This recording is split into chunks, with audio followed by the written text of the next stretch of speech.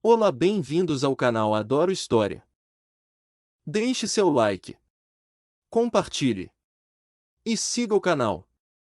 Revolta do Quebra-Quilos foi uma revolta ocorrida na região nordeste do Brasil, entre fins de 1872 e meados de 1877, contra a padronização do sistema de pesos e medidas.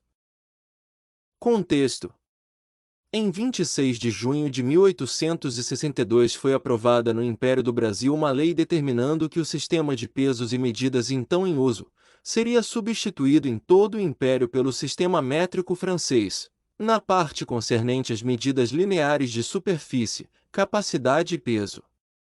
O novo sistema, entretanto, só entrou em vigor em 1872, com a promulgação do Decreto Imperial de 18 de setembro.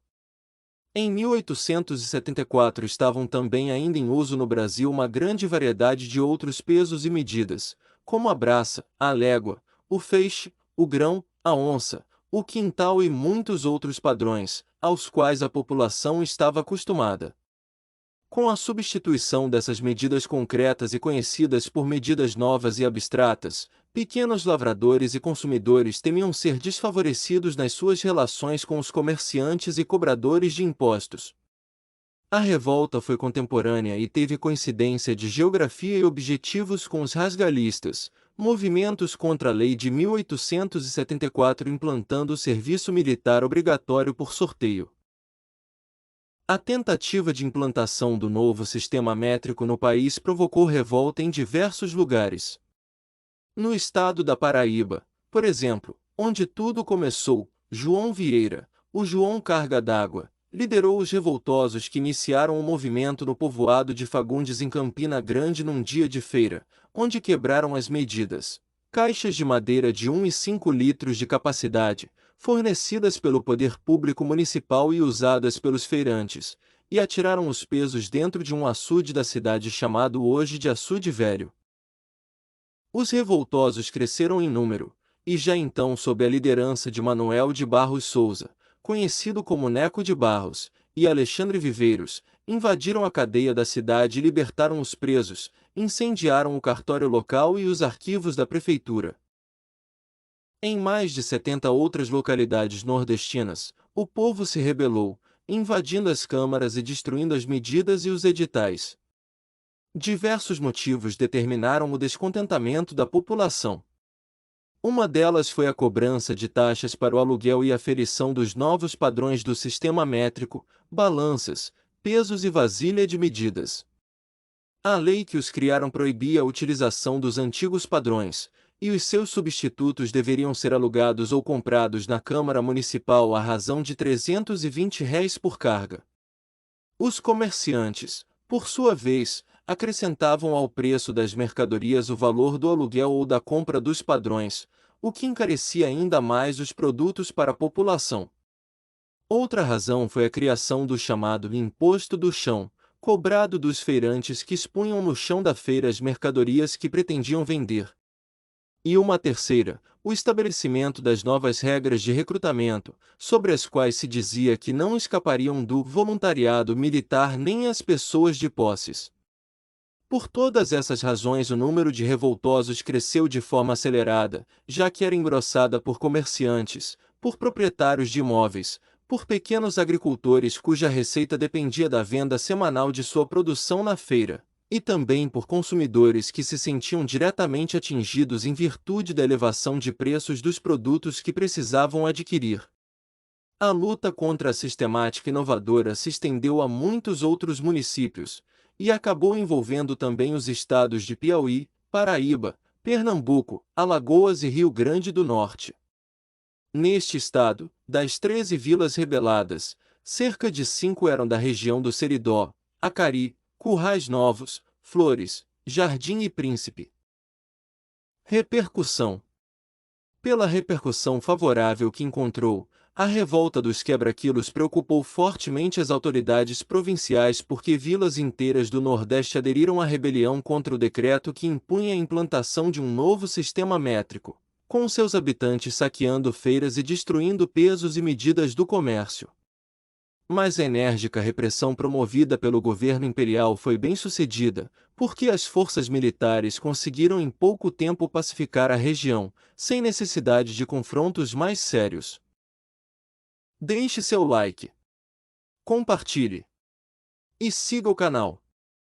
Revolta do Ronco da Abelha. O que foi a revolta ou ronco da abelha? Foi um movimento popular armado ocorrido entre dezembro de 1851 e fevereiro de 1852, que envolveu vilas e cidades de 5 províncias do Nordeste: Paraíba, Pernambuco, Alagoas, Ceará e Sergipe, sendo mais forte nas 2 primeiras províncias. Antecedentes. É importante frisar antes da análise principal da revolta, a situação em que se encontrava o Nordeste no fim do período colonial e na primeira metade no Império Brasileiro. Desde o ciclo do ouro, o eixo econômico do Império Português voltou-se para o sul da colônia americana, no atual Minas Gerais, e o fluxo de escravos vindos da África portuguesa se dirigia agora com mais intensidade às Minas, e algumas vezes os escravos vinham mesmo do Nordeste. Esta situação contrastava com o cenário do primeiro período colonial, aonde através, principalmente do cultivo da cana-de-açúcar, as províncias de Pernambuco e da Bahia representavam, quase que esmagadoramente, o grande centro do ultramar lusitano. Desde as bandeiras paulistas que vendiam índios escravos aos senhores de engenho e eram contratadas para destruir quilombos, até chegou a concentrar os esforços ainda do Império Colonial Holandês durante as invasões. A chegada da corte portuguesa em 1808 no Rio de Janeiro só polarizou ainda mais o desenvolvimento e a importância para a região sul da colônia, já que agora lá se concentrava, inclusive politicamente, o Império Português, principalmente a partir de 1815 no Congresso de Viena com a criação do Reino Unido de Portugal, Brasil e Algarve. Causas. O decreto imperial que obrigava todo e qualquer brasileiro a se apresentar a juízes para fornecer dados pessoais para a realização de um censo demográfico, assim criando o registro civil de nascimento, foi um dos motivos que gerou os incidentes, pois o real intuito do Estado era sistematizar o recrutamento de homens para atender ao serviço militar. A implementação do decreto gerou boatos entre a população de que o governo pretendia submeter os cidadãos mais pobres à condição de escravos, assim, afetando inclusive a população de brancos. A reação popular. Foi então quando homens, mulheres e até meninos armados invadiram a igreja matriz Paudalho em Pernambuco e devastaram todos os papéis de aviso sobre tal decreto. Esse acontecimento influenciou outros movimentos em diferentes províncias onde também se contestava as medidas decretadas. As demais reações eram sempre à base de foices, enxadas e espingardas, e os ataques eram feitos principalmente em prédios, com gritos de "tá baixo a lei, morra o governo". Consequências. O governo então reagiu movendo mais de 1.000 soldados integrantes da polícia, convocando a Guarda Nacional e também se utilizando da Ordem de Padre Capuchinhos. Esta última conclamou os fiéis a respeitar a ordem pública, caso contrário estariam se submetendo ao fogo do inferno. Então, no final de janeiro de 1852 a paz se restabeleceu e os decretos foram suspensos. O primeiro censo brasileiro só foi enfim realizado 20 anos depois, mas ainda sem registro civil, que foi somente adotado no período de república do país. Revoltas em que a Paraíba participou. Guerra dos Mascates, Revoluções Liberais, Revolução de 1817, Revolução Praeira, Confederação do Equador, Revolta dos Quebra-Quilos, Ronco da Abelha, Revolução de 30. Deixe seu like, compartilhe e siga o canal.